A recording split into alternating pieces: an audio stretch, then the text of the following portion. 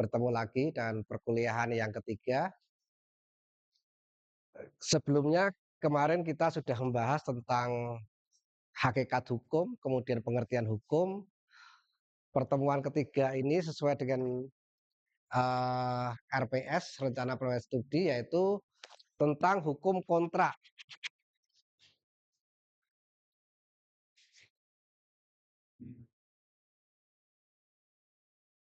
Jadi hukum kontrak itu di awal-awal karena tentu sebelum melangkah dalam dunia bisnis tentu baik pengusaha atau mungkin pihak ketiga atau masyarakat juga harus paham tentang apa namanya hukum kontrak perjanjian.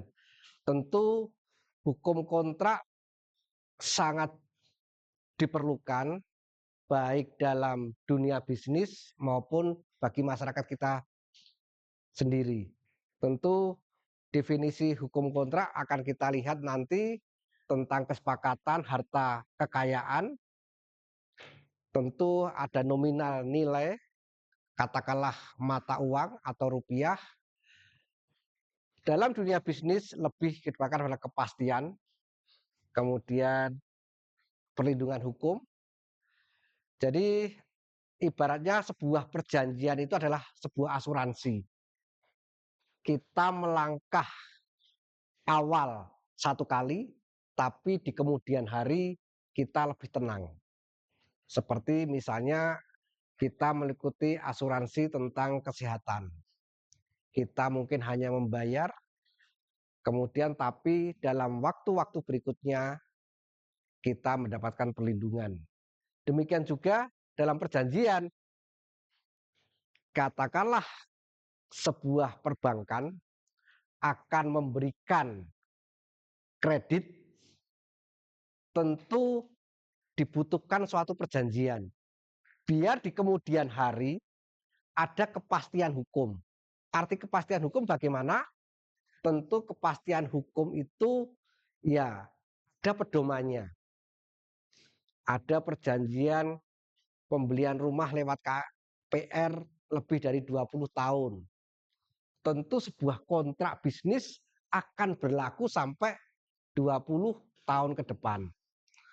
Tentu di sini perbankan akan lebih aman, ada kepastian, ada orang-orang hitam di atas putih. Nah, ini begitu pentingnya dalam hukum kontrak.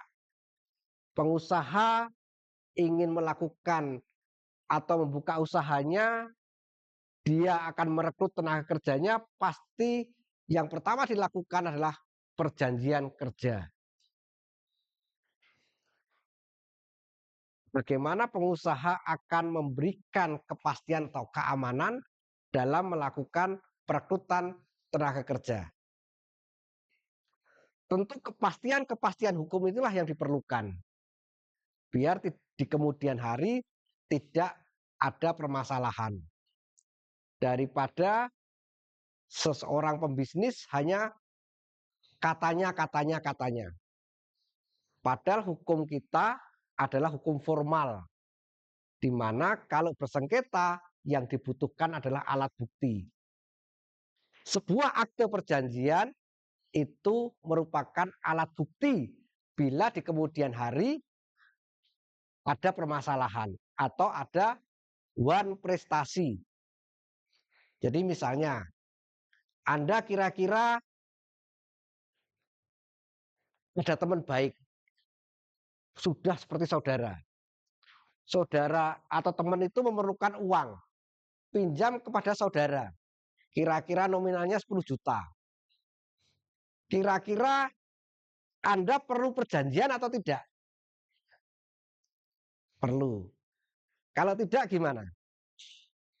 Kalau misalnya teman Anda teman baik seperti saudara, di kemudian hari katanya 1 bulan akan membayar, tapi ternyata hanya katanya. Kira-kira resiko ada pada siapa? Yang meminjamkan kan?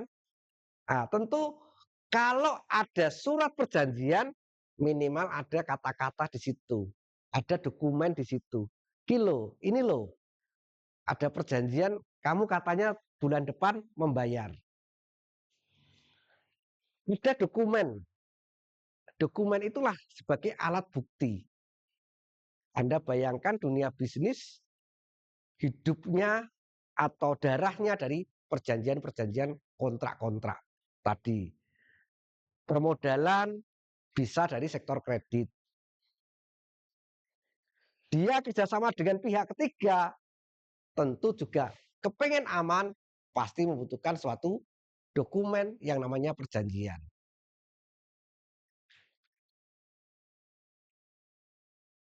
Atau kita mau nikah, kan ada akad nikah. Akad itu janji. Kemudian sudah diatur dengan Undang-Undang Nomor 1 Tahun 74 tentang perkawinan, bahwa di situ suami berjanji untuk bertanggung jawab terhadap keluarga. Akad. Di situ ada akad, di buku nikah itu ada akad.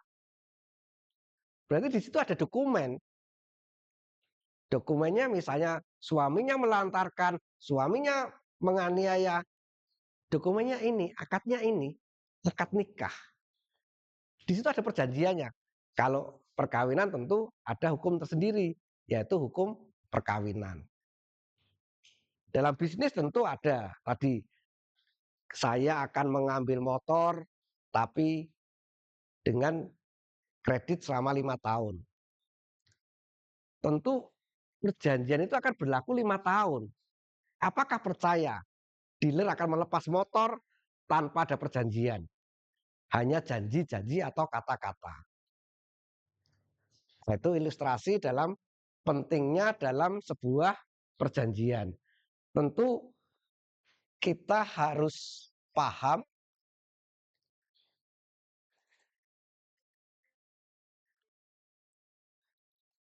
hukum kontrak begitu penting dalam dunia bisnis, tapi tentu kita juga harus paham. Misalnya, Anda tiba-tiba ke mall, ditawari kartu kredit. Anda setuju, tanda tangan, sepakat. Dan kemudian hari Anda baru tahu bahwa perjanjiannya ternyata seperti ini. Padahal Anda sudah tanda tangan. Maka perjanjian itu memang harus dari awal kita paham. Jangan sampai kita menandatangani sesuatu yang tidak tahu isi pasal-pasalnya. Nah, dalam dunia bisnis tentu sangat penting karena di sini adalah nilai-nilai uang. Nilai-nilai uang yang tentu kalau itu nanti prestasi atau gagal bayar, tentu akan mempengaruhi kelangsungan perusahaan. Sudah diharapkan ini dapat pemasukan, tapi tidak. Ini. Jadi hari ini kita akan membahas secara spesifik undang-undang atau aturan hukum tentang namanya perjanjian. Jadi di RPS kita sudah sepakat bahwa perjanjian ada di pertemuan ketiga sebelum membahas pertemuan-pertemuan berikutnya yang nanti tentu perusahaan-perusahaan atau surat asuransi, kekayaan intelektual itu juga pasti membutuhkan yang namanya hukum kontrak.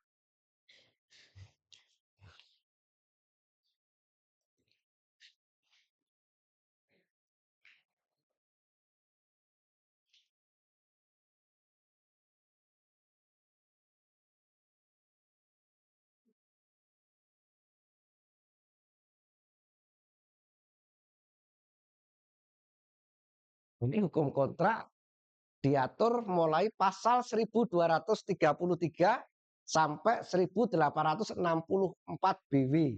Ada yang tahu BW? Singkatan apa?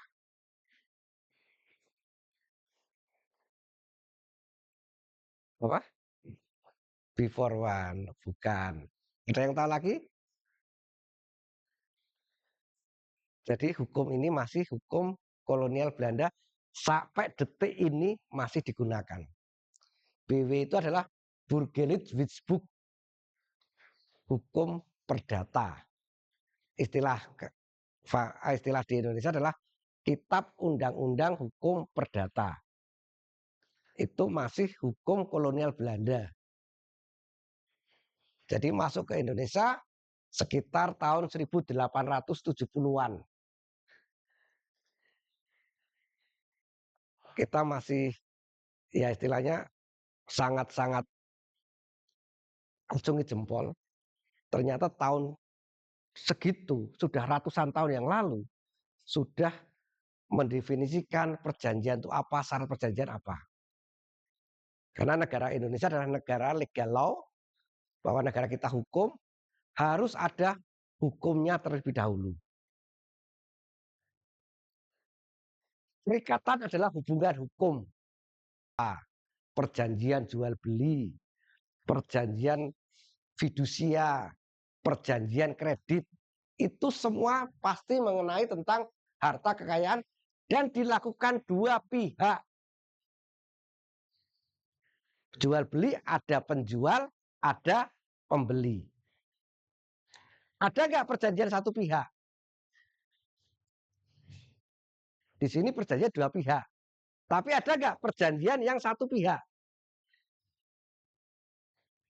Ada yang menerima. Contoh apa perjanjian yang satu pihak?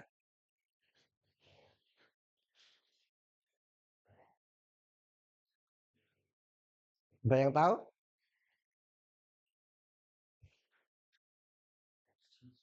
Hibah. Saya menghibahkan tanah untuk rumah ibadah.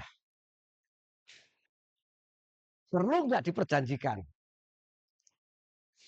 Perlu, tapi hanya satu pihak. Saya menyerahkan tanah untuk ibadah. Jadi definisi di sini adalah berhak dua pihak, tapi juga ada perjanjian yang satu pihak, yaitu yang namanya hibah. Kata kuncinya adalah perikatan, itu adalah ikat, mengikat antara dua pihak. Dalam lapangan harta kekayaan antara dua pihak, di mana pihak yang satu berhak atas sesuatu dan pihak yang lain berkewajiban memenuhinya. Perikatan pasti akan ketemu yang namanya hak dan kewajiban. Saya membeli, maka saya wajib membayar.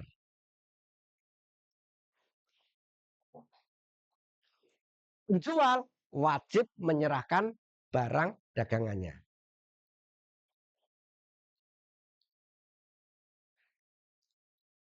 Jadi dan wajib itulah perikatan. Misalnya tidak memenuhi wajibannya gimana? Ya itulah melanggar yang namanya perikatan.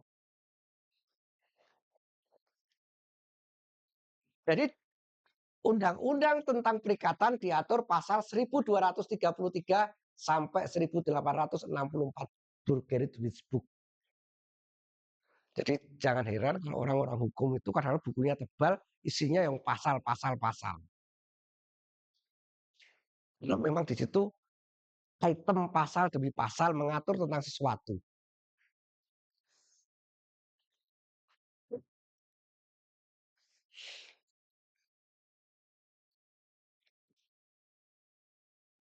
Perikatan bisa dua.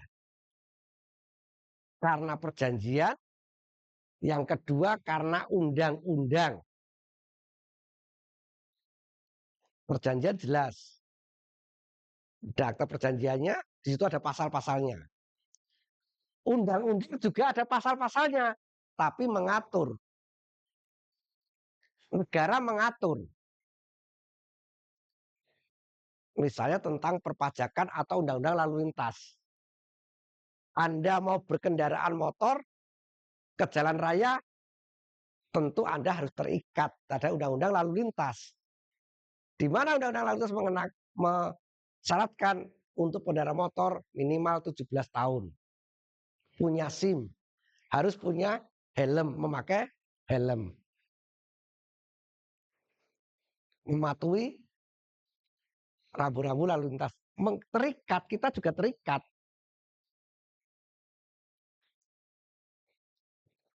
Jadi perikatan ada dua, perjanjian yang bersifat personal antara para pihak yang bersifat perdata.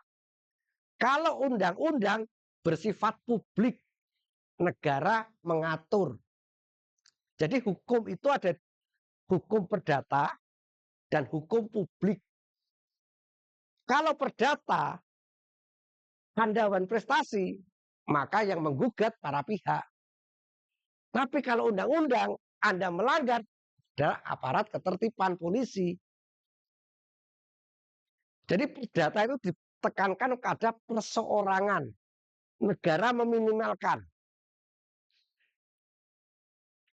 Jadi utang piutang, Anda kena pinjol, ya sudah urusan Anda, negara nggak mau tahu. Karena ini adalah ranah pribadi, ranah perdata.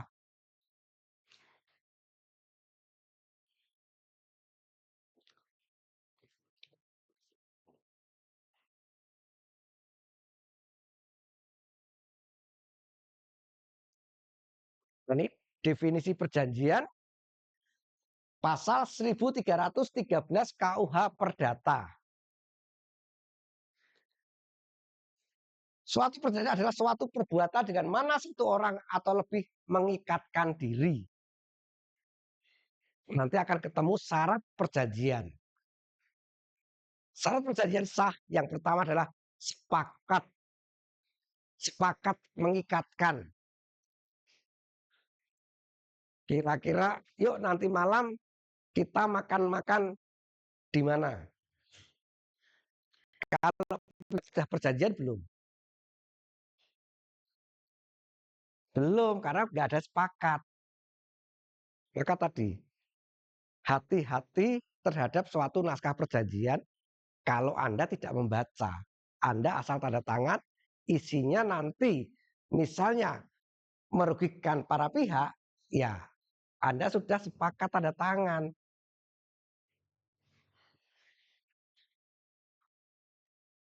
Definisi 1.13.13 KUH Perdata adalah dengan mana satu orang atau lebih mengikatkan dirinya terhadap satu orang atau lebih.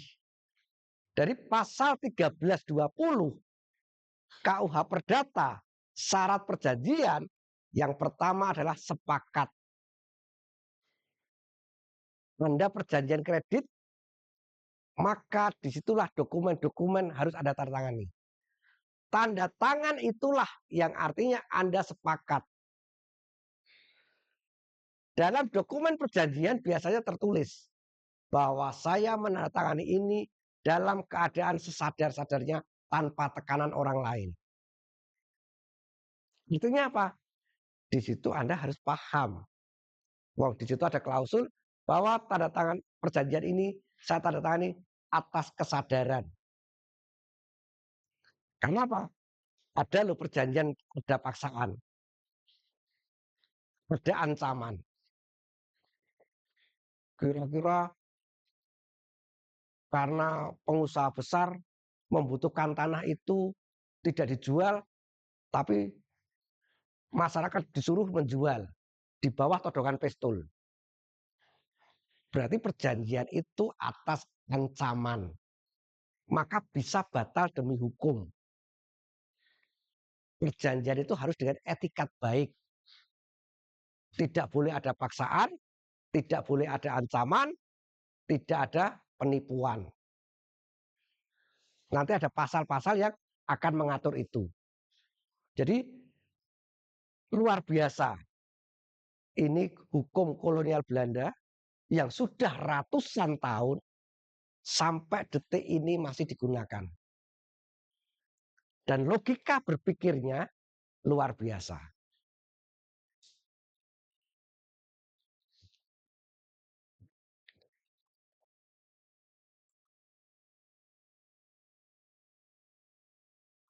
Jadi kalau sudah ada perjanjian itu tidak ada hubungan hukum.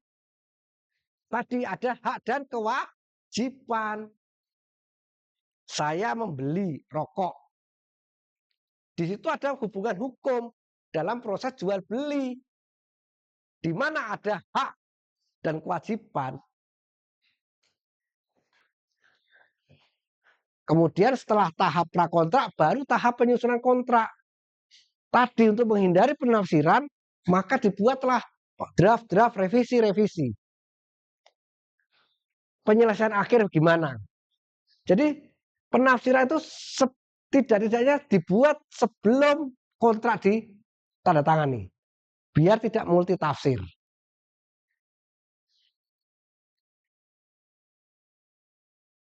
Setelah ada penyelesaian kontrak, yang terakhir adalah penandatanganan kontrak.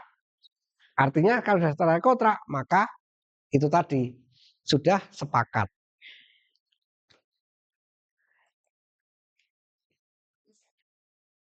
Nah, ini tadi pasca kontrak tetap masih ada penafsiran.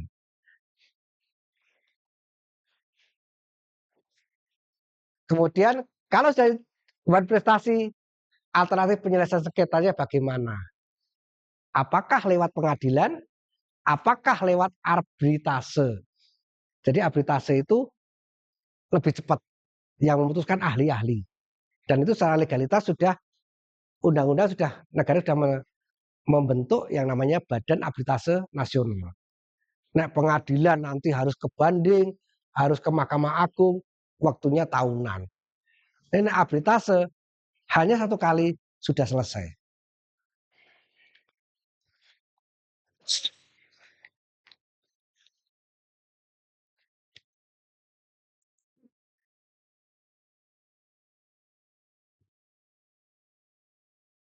Perjanjian pasti ada judul. Kalau Anda nanti diminta oleh siapapun untuk membuat suatu perjanjian, ada judul, ada pembukaan. Pada hari ini Selasa 30 Juni 2026 telah terjadi kesepakatan antara para pihak 1, 2, 3. Pihak-pihak kan tadi perjanjian adalah para pihak. Pihak pertama, pihak kedua. Kemudian latar belakang kesepakatan perjanjian itu untuk apa? Bagaimana? Bagaimana diluarkan dalam isi. Isinya boleh semakin detail, semakin banyak pasal, tentu akan mampu mengantisipasi kelancaran perjanjian itu. Tadi, kebebasan berkontrak itu menentukan isinya bebas, sepenting sepakat. Kemudian yang terakhir adalah penutup, bahwa perjanjian ini ditandatangani para pihak dengan sesadar-sadarnya, tanpa tekanan, tanpa apa. Kemudian juga termasuk bahwa perjanjian itu bila ada sengketa akan diselesaikan melalui apa.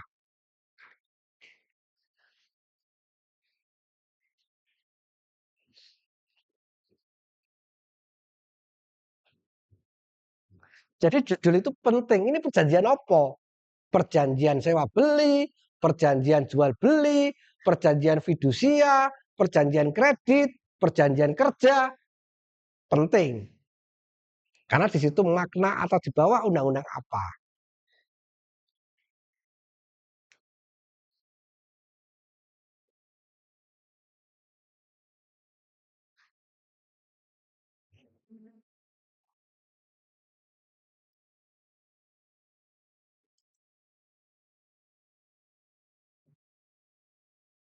Ada pertanyaan lagi? Ya, dua. Kalau misalkan di misalkan itu perjanjian di kontrak ya Mbak. Di sekian hari itu terjadi sengketa warisan. Nah, dari para ahli waris itu dapat menyelesaikannya melalui perjanjian aja, terus melalui dari pengadilan gitu. Jadi terkait dengan waris itu ada hukum yang berbeda. Secara waris itu adalah perdata. Tapi waris itu ada hukum agama. Dia akan menganut apa? Yang paling penting itu. Atau menganut hukum adat. Nah, itu yang akan, tapi intinya penyelesaian adalah kesepakatan para keluarga. Yang paling penting adalah persaudaraan atau apa. Cuman dia akan menganut apa? Apakah hukum agama? Apakah hukum adat? Sementara di Indonesia masih menggunakan itu. Pilihan hukum dulu. Hukum agama atau hukum Jawa misalnya gendong spikul. Laki-laki dapat 2 bidang, perempuan 1 karena orang Jawa menganggap bahwa istri perempuan ditanggung jawab adalah pada suami. Nah, itu hukum tergantung pada pilihan. Tapi pilihan itu akan lebih tertata kalau kesepakatan keluarga demi utuhnya keluarga. Nah, biasanya akan menggunakan hukum apa, itulah nanti yang terakhir. Yang paling penting ini kan ranah hukum perdata. Maka kewenangan itu pada para pihak. Tapi yang paling penting adalah kesepakatan dulu. Para keluarga milih ini ya sudah. Cuma nanti tetap negara itu akan mengatur. Ini bagaimana, yang penting adalah apa ya, sepakat semua. Ya Mbak.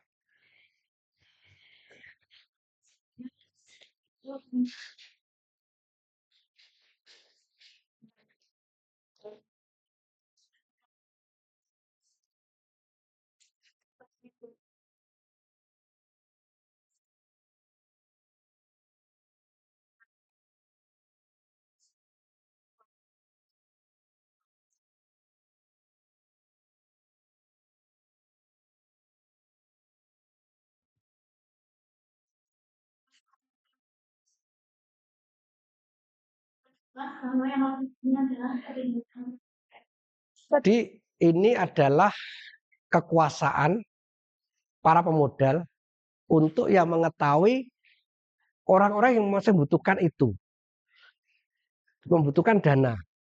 Itu kesalahan pemodal untuk mencari keuntungan yang besar-besarnya.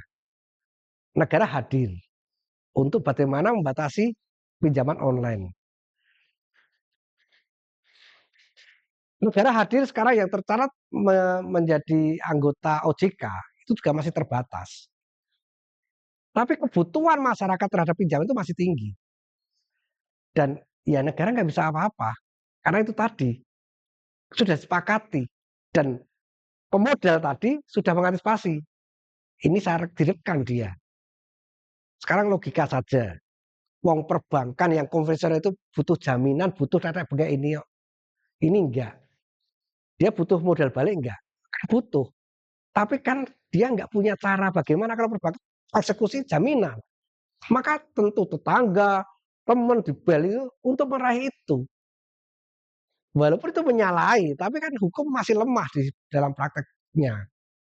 Tapi masih menyalahi dalam arti tadi, kok sepakat. Jadi masih menganggap bahwa masyarakat itu lemah. Dan dia memanfaatkan kelemahan itu. Ya, pihak OJK ya paling ya hanya sampai di situ. Kecuali kalau itu terdaftar dalam OJK, dia bisa diblokir. Kalau mau masuk OJK ya syarat-syaratnya pasti dengan undang-undang negara. Tapi itu masih terbatas. Maka kalau kita pinjam online ya minimal yang tercatat dalam OJK. Kita mengantisipasi perjanjian itu bagaimana kita punya tameng sendiri. Karena ini berdata. Kadang-kadang paling keras itu ya salah-salahmu. Ya. Ada lagi? Ya.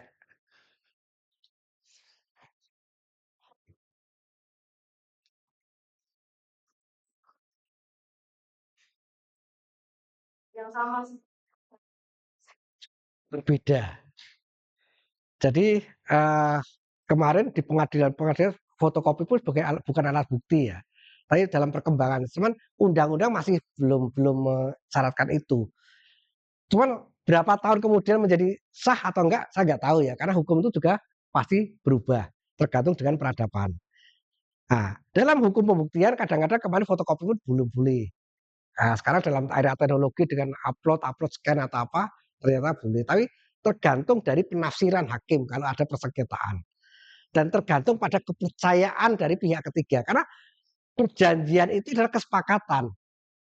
Maka kalau Pak Susilo, wah lebih baik tanda tangan basah misalnya gitu. Seperti kemarin Rektor UII. Saya sudah memwisuda 8.000 wisudawan. Saya tidak mau menggunakan elektrik atau tanda tangan elektrik. Karena saya kepengen tanda basah sambil mendoakan wisudawan saya akan berhasil. Nah, itu kan kepercayaan ya, kepercayaan itu. Ya saya kira cukup sekian untuk perjanjian kontrak itu, dan yang terakhir ada tugas untuk membuat suatu perjanjian bebas apa saja tertulis. Nanti dikumpulkan minggu depan sambil kita bahas untuk kita diskusikan perjanjian itu. Jadi bebas, karena tadi kebebasan berkontrak, perjanjian apa saja, yang penting adalah ada judul, ada para pihak, ada isi, ada penutup. Terima kasih untuk hari ini dan selamat siang. Kita lanjutkan untuk minggu depan pada topik yang berbeda. Terima kasih. Selamat siang. Ya,